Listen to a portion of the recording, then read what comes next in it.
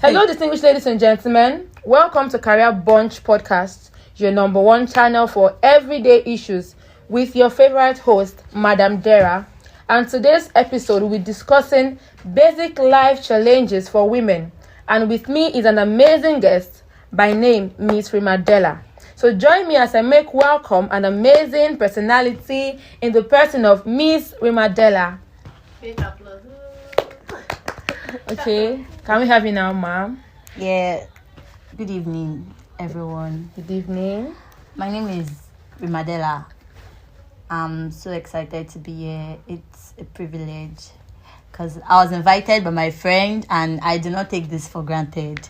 Thank you so much, Madam Dera. You're welcome. So how are you doing today, ma'am? Well, I don't know how to explain this feeling, but I'm good. I think I'm good. Yeah, I'm okay. You look good, by the way. Thank you. So basically, we want to talk about the basic life challenges for women. First off, who is a woman? A woman is me. I am a woman. Awesome. So she said a woman is her and she's a woman. So now Yes. we want to look at some challenges that women face in our contemporary society, because it is one alarming condition that we need to look out for, because most persons do not pay attention to that. But I want us to just look at it holistically. Now, basically, we have some issues that challenges women, such as patriarchy, we have sexism, we have gender inequality, we have child preference, we have lack of respect, we have misogyny, and a whole lot of that. And the whole thing, the victim is basically the woman. What do you think? How do you think that these things affect women? Like, why should it be the woman? Why not the man? Why is it the woman suffering all of this marginalization and all of that? Well, it's everything just happened because of the old concept of gender inequality. Because men, I feel everything started like, okay, God created man first. They feel like when God created man, he brought in woman as a support. So they feel the woman is always coming after, not before the man. So that's the general notion that a woman, anything a woman does should come after. The man has a say over the woman anywhere, anytime. So the whole notion started there and people took it up till date. So I feel that's why everything is okay. So you're saying now that the reason why we have women going through these challenges is because of their gender, right? So now, is there a difference between sex and gender? Yes. Okay, can you tell us, please? Sex has to do with biological differences. Okay. Like my own. What makes me a man and what makes you a woman, right? Yes. Okay. Gender has to do with responsibilities. So men would look down on women because of gender inequality, like you said, not the sex. Yes. Because if it's based on the sex, it is clear that a woman is different from a man. Yes. All right. So let us just look into this concept of patriarchy. How does it affect women? Like, we have what we call patriarchal societies where men dominate the women. So why do we have that, and how does it affect the woman? I personally, I feel, not like I feel, but in a patriarchal society, no matter what the woman has, no matter what she has, no matter what she owns, no matter what she has attained in life, they still feel her husband is above her. Okay. Like, a woman can be successful, she might have everything, but they can feel it ends in the kitchen. Like, it's just a patriarchal society. That's what they feel. That's what they believe in. Like, the men do not want the woman to have a say in the society. Generally, they don't want women to have a say. Like, in the US now, women cannot participate in politics. Yes. They do not participate in politics. Yes, they do not hold. Yes, they do not hold a political posts. Like, that's it. So patriarchal societies also hold this notion that a woman is just for childbearing of issues. She can just give birth. Men actually marry women for childbearing. Yes. I read a book about I think Princess by Jane Sasson. It's an autobiography, and then in that book she basically talked about her life experiences, all right? How that women were marginalized, men got married because they wanted children. And if she cannot give birth to male children, that would actually earn her more disrespect. So now, you think this issue has a negative effect on women, right? Yes. Or do you think it makes them better? No, because in that book that you're talking about, The Princess, if it was actually a positive effect on her, she wouldn't write the book. If the whole society, if the whole situation had a positive effect on the woman, I feel she would not write the book, because the book, like, it contained all her emotions. The way she was writing the book, she felt like, even she had a brother that she said they worshipped her brother. There was a time that she nearly worshipped her brother, that her mother was beating her because she worshipped her brother. She thought it was a god. Okay. Because the way they treated her brother was far different from how she was being treated. So I feel if it has a positive effect on her, she wouldn't even try to write the book, because she was going through a whole lot writing the book. I can't say I felt her pain, but to some extent I could feel her pain in that book. All right. So now, this whole challenge that women face, do you think that they have taken any preventive measures about it? Like, do you think that they have fought against it and all of that? They said they fought against it, but I feel they are still fighting. To date. All right, we'll talk about that later, maybe before we end this session. Okay, can we just look into the aspect of sexual violence? What do you think it is? Like, do you know any form of sexual violence? Like, sexual violence is a huge form of challenge that women face, like, especially the rape aspect. Like, the rape aspect. Yes. Okay, RAPE. All right. Yes. So how do you think that affects humans, or women rather? Women. It affects them a lot. Many people, when they start writing anything on their, like, when I go online, when I see different people sharing their story about rape, anything, I feel for them. Like, I don't know, the general notion of people believing that is what a woman wears that will define a woman, that's very wrong. I read a book about somebody. She was writing as it was not a book, but it was a real life experience. But it was just a very short book. I read in the PDF too. Okay. That she talked about how when she was raped. Okay. And she had HIV, so that was why she wrote the book. She just wrote that story that she had HIV, she was raped, and when she was going out that night, it wasn't even that late, and they were just like, what she was looking for around this time. Okay. And she was like, she had issues doing stuff that night, so she couldn't get what she wanted. She wanted to get something. Okay. But she couldn't get it. So she was going back, and the issue they had was she was coming out in the night. Like, these people are not even vigilante. So I don't know why you have issue with a woman coming out by that time. Fine, we get that this country is not safe. Okay. But you trying to use that as an excuse. There is no excuse for rape. There is no excuse for rape. Saying she's wearing something short, she's wearing something exposing her body, it doesn't give you any right to rape a woman. So now, coming back to this issue of rape. So now, do you think that what a woman wears, or the kind of clothes actually she puts on, even though it is not proper, indecent dressing, do you think it is a right, like you said, actually there's no excuse, but do you think it's actually a stimulant, like what makes men have this arousal to rape a woman? Do you think it's a proper one, or they're not just cultured? They're not just cultured. Can I bring this aspect, like pedophiles? Can I bring pedophiles? them in? Okay, that's fine. You cannot say a child is exposing her body that you rape the child. There was a case that happened that there was this man that raped a 12-year-old.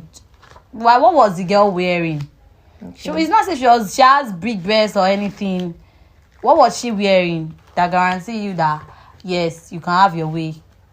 That's a very stupid excuse. Sexually abused her. Yes. So when men rape women or sexually abuse them and say, oh, I was tempted by what she was wearing, so it is not because of the woman, even though the woman is not supposed to put on such dressing in quotes. Yes. So the woman should not be held 100%. The man should be, because he is not disciplined enough. Exactly. Because a disciplined man would he should actually look away. Yes. To actually look away, because he shouldn't use that one as an opportunity to do what he did. By the way, sexual violence, it has a lot of psychological effect on women. Yes. Can you talk about anyone, like more like an experience or a real life story or a book? I don't know, just share an experience. There was one that happened a few weeks ago, and she was like, she went out, she saw her brother off. So she was wearing a very big gown, like boo-boo. Okay. So she didn't wear bra or anything. She was not wearing any underwear. And when she was seeing her brother off, some guys came to meet her, like, what's she putting on? That can't they see the way she's walking, the way her body is moving and all. And she was like, she felt comfortable in what she wore. Besides, she's just around her area. So it's not that bad. It's not as if it's affecting them. She just said it casually, and they're like, okay. So when she was coming back, after she saw her brother, she was coming back, and they saw her. They're like, yes, that's the girl. They started beating her, and they removed her clothes. Like they beat her. Domestic violence. Yes, they removed her clothes. Wow. They removed her clothes. Even she was badly injured. Her eyes. She started sharing the pictures, the whole story. I can imagine her trauma. She said she has been going in and out of the hospital. She posted videos of she vomiting blood. Like, she had internal bleeding. That means the beating was so much. Extremely. Like, it was too extreme. Because I don't know the kind of beating they would have beaten her for her to be bleeding. She had internal bleeding, and that is so pathetic. She said she has been going in and out of the hospital. She could not even open her eyes. It was just so crazy. I feel like, why? Like, what's her dress? What has her dress sense got to do with you? They felt her dress sense was offensive. Exactly. So they wanted to fight. Why? For her. That is actually ridiculous. Why? I feel like women should do better. Aside the dressing, I think everybody has the right to wear whatever they want to wear. Even though people are taking it to the extreme, but for a man to take advantage of a woman because of that is totally wrong. And I feel like women should stand up and then fight for it. However, talking about the psychological effects of these harmful experiences or these challenges, you think emotional trauma is part of them, yeah? Yeah, I would like to share a story, but I don't know. I can give you the story later, maybe when the next speaker comes, because I wouldn't want to get emotional when I'm saying it because it's personal. Okay. So when I'm talking about emotional influence, what it harms them a lot. A whole lot. Think, like this girl issue now, she was physically violent too. Yes. Her body would be disfigured and all of that. I think most time they have this particular mindset. They begin to fear or hate men. As when I was like, men are scum. Yes. And just like women just hate men. They now turn to misandries. Misandries are people that just hate men totally. So I feel like women should do better.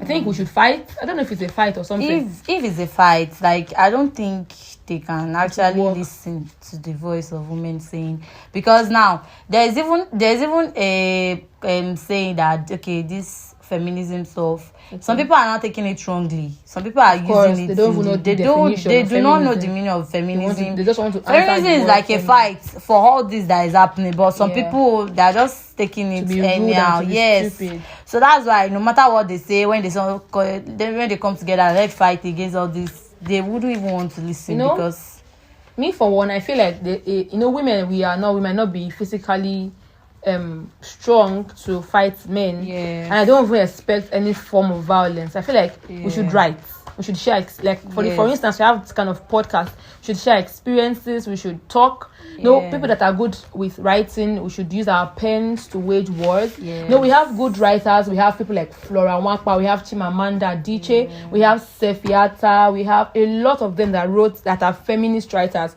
and if you check their writings, they are basically about these things that women go through. So I feel like women should do better, taking preventive measures and also speaking up. Most women are dying in silence. That's just most of them. I feel most of them are dying in silence is the fact that we are in a very judgmental society. Yeah. No matter what you say, they say feel you are at fault. No matter what a woman says, they feel you are at fault. They are trying to bring out a point that they are trying to prove a point that doesn't even exist. That yes, the man was right. It's because of what you did. That's the issue. Like, yes, it's because of what you are wearing. It's because of what you are doing. It's because of the time you are going out. There's always this. Men that's why most respect women's decision. Even this that's why most of them do not speak up.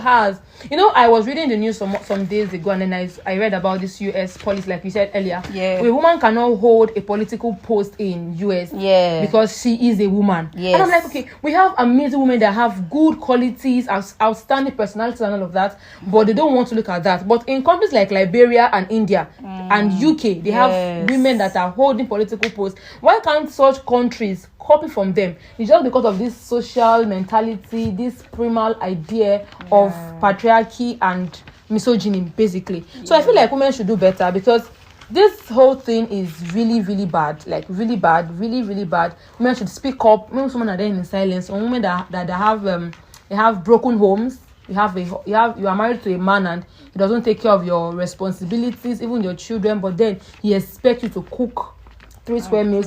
Yes, I don't just understand. So we are coming to the end of this podcast. So I want to ask you, like I asked you before, what do you think we can do to curb this? How do we stop this? Do you have any idea of what we can do to end this whole thing?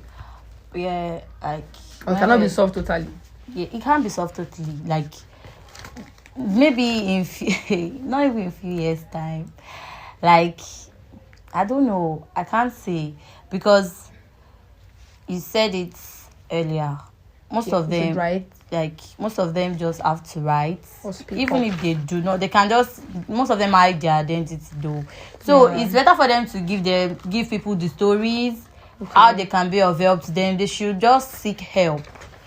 Even people that have been like that have issues with this rape or anything, this sexual violence and all, they should speak up. Fine, it's so hard. I know that it's extremely hard, because even the person you're telling will laugh at you. Will laugh at you, and even you, because it's a scar. You trying to open it. I had one issue that there was that time that I couldn't sleep alone at home. Because I'll be like, what if someone comes in? What someone badging? Yeah, like, I understand. It's so hard. So you're trying to act calm, act cool. It can even make you run mad, because it's just so hard. I just feel women should speak up and tell them.